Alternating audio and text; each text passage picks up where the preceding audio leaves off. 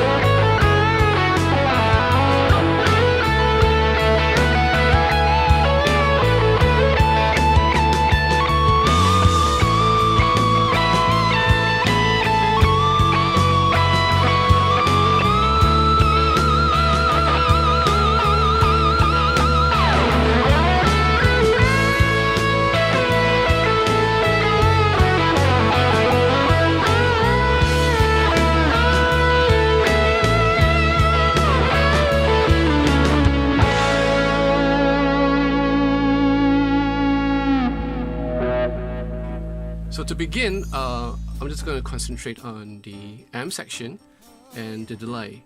So as you can see from the amp, you have an overall level, that's how loud you want this unit to output. Then you have the reverb, a nice reverb, and of course the EQ section here, low, mid, high, and the drive. So basically it operates just like an amp, like a preamp section of your amp. So that's about it. And then you have the delay, where you have the time, and then you have the drift, which I'll explain later, and you have the repeats, and of course the level of the delay. Well, actually you can adjust the time of your delay, or you can use the tap function. So in this case, if I were just tap,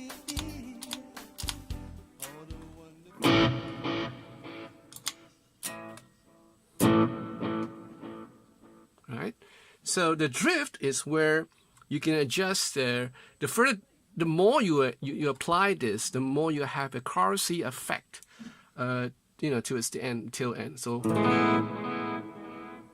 you can hear that modulation thing. Yeah, so you try not to do that too much. I mean, the unit has a manual, so it explains a little more clearly.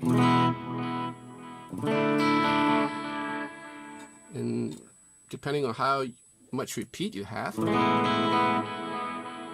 you hear that?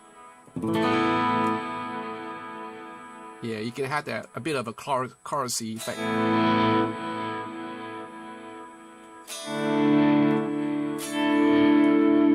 And of course, you can have it as a straight chorus unit if you want to, but then you have to consult, your instruction manual, because I don't normally use that.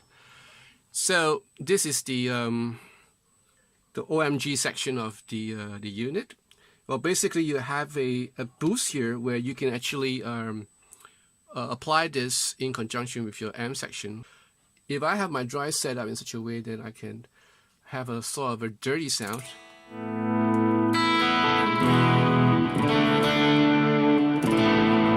So when I kick in a boost,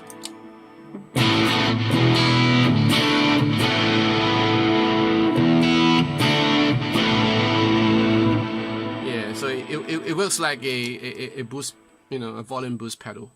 And then you have the distortion pedal itself. Well, you have the level of the unit, the tone, the drive. So the drive, of course, more or less dictates how much sustain or drive you have, coming out from this unit. And of course, this tone is self-explanatory. And then the level. So I'm just going to kick this in. So I'm going to adjust the tone to the maximum.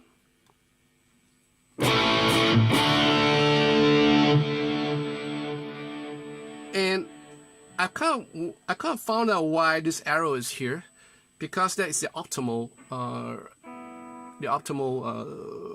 position where it's supposed to be. But then I find it to be a bit too blistering.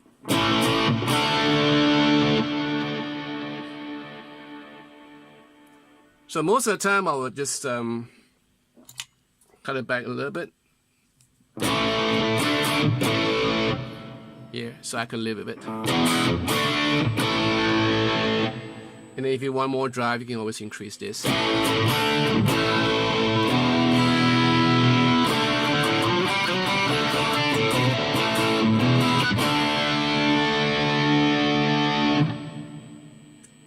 I'm just going to cut it down a bit. And because the level, you can actually compensate this with your amp section, so that you can kind of balance out the volume. So if I have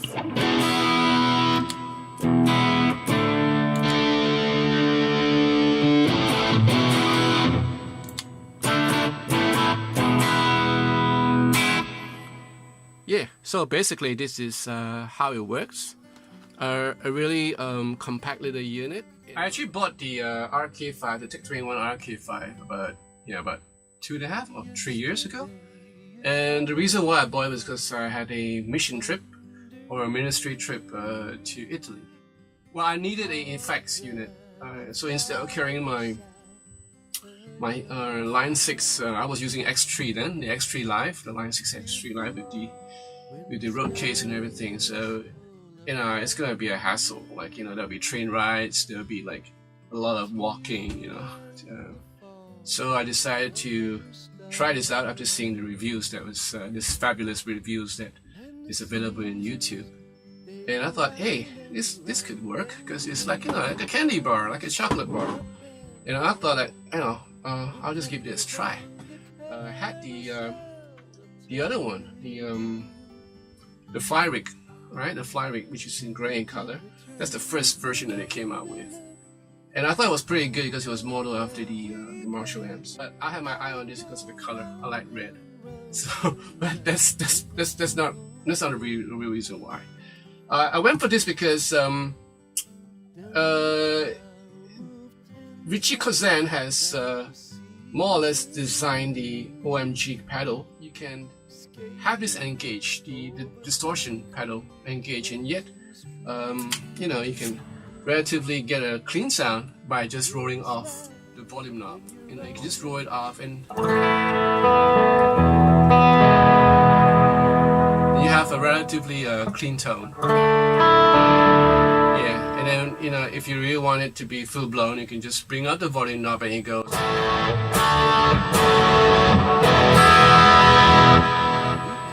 Yeah, so that's one reason why, and because it's so portable. What I did was to just stuff it to my gig bag, which I have, the SKB, sort of a styrofoam case, and I'm just like backpacking it all around Italy. So it works. So that's the main reason why I bought this. So I'm just going to give you a little bit more detail into this unit. As I have mentioned earlier, there are 3 sections, right? So they have the amp section, which is the amp simulator. But if you're gonna use an amp, a real amp with this unit, then it'd be such a waste, because you probably will not use the amp simulator because it doesn't really sound that good. I'm never using an amp on stage anyway, so it's always plugged in directly to the main house, the FOH. And in this case, yeah, it works for me, because all I need is actually a monitor speaker, or even an amp to kind of like feedback while I'm playing. So I'm actually sending this direct to the board with the amp simulator or the amp section connected or rather engaged, and it'll be sent to the front house, and then I have another signal routed back to whatever speakers that I have, so that I can monitor myself. And if I'm doing this on stage, like I'm doing it in I'm actually playing in church this Sunday. So the way I go about doing it in church, because I'm not using the amps there, so we have our in-ear monitors, and so I just plug it into the FOH, and I hear myself through the headphones. And the thing about this is that it actually sounded really good. I mean, it's not comparable to the Line 6 stuff. Sense amp always have this little brittleness in it. Whether it's a distortion or whether it's the amp section, it's always a little bit brittle or a little bit bright. But it suffices. It works. So all you need to do is just tweak a little bit of your EQ, and then you're good to go. So as you can hear, yeah, this is quite a useful unit to have. Our small, compact. I mean, if you were going to do like a small gig in a situation where you don't lug too much equipment with you, all this can be packed into one gig bag. You just slot it in. You can't compare the sound to a full-blown Line 6 Helix or the Kemper amps or stuff like that, or even through a real amp. And you can always use this with a real amp, with an amp. But I would suggest not to use the preamp section, because yeah. If you have a great tube amp, the overdrive and the delay unit will suffice. With this sort of units, you can only have that much effect. You won't have like chorus or compressors. So the thing about this effect that I like is that it made me play in a different way. So that when I'm doing like rhythm, I just have to bring down my volume a little bit, and with the play on the volume, I can get like different tones. So I thought that was really quite useful. I mean, it's quite fun to have. So again, I hope you enjoyed this video, and if you do, give me a thumbs up and subscribe if you want. Okay, so I'll see you again. Ciao.